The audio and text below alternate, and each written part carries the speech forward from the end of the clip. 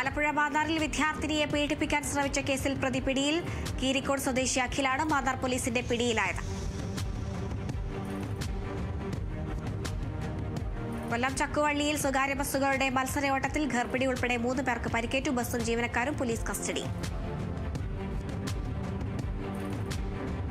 മലപ്പുറം തൃപ്പങ്കോട് തെങ്ങ് മുറിക്കുന്നതിനിടെ കട്ടർ കഴുത്തിൽ വീണ യുവാവ് മരിച്ചു. മരിച്ചത് തൃപ്പങ്കോട് സ്വദേശി നിയാസ്.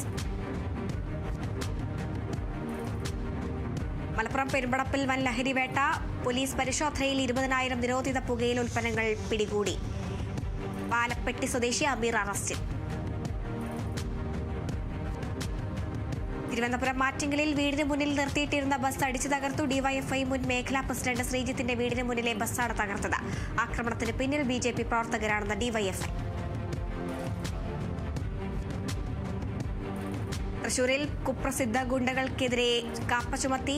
പല്ലിശ്ശേരി രജീഷ്, പുത്തൻകോട് അനൂപ്, പുല്ലൂർ ഡാനിയൽ എന്നിവർക്കെതിരെയാണ് 6 മാസത്തേക്ക് നാടുകടത്തിയത്. രജീഷ് 3 വധശ്രമം ഉൾപ്പെടെ 5ഓളം കേസുകളിലെ പ്രതിയാണ്.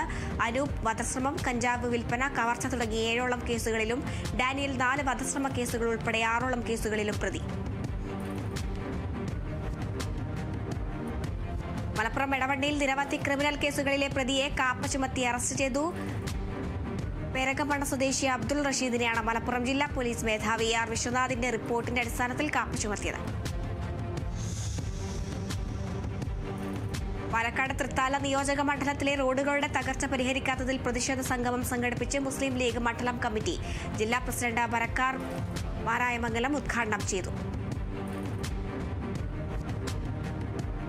63ാമത് സംസ്ഥാന സ്കൂൾ കലോത്സവ പ്രചരണത്തിനായി വിളംബര ജാഥയും ഫ്ലാഷ് മോബും സംഘടിപ്പിച്ച Attingal government model vocational higher secondary school ഉദ്ഘാടനം നഗരസഭാ അധ്യക്ഷ എസ് കുമാരി നിർവഹിച്ചു.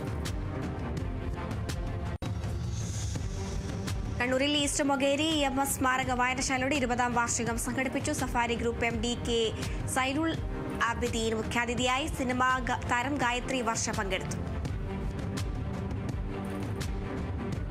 കണ്ണൂരിൽ പാനൂർ സ്പോർട്സ് അക്കാദമിയുടെ നേതൃത്വത്തിൽ പാനൂർ മേഖലാ ജൂനിയർ ചെസ് ടൂർണമെന്റ് സംഘടിപ്പിച്ചു.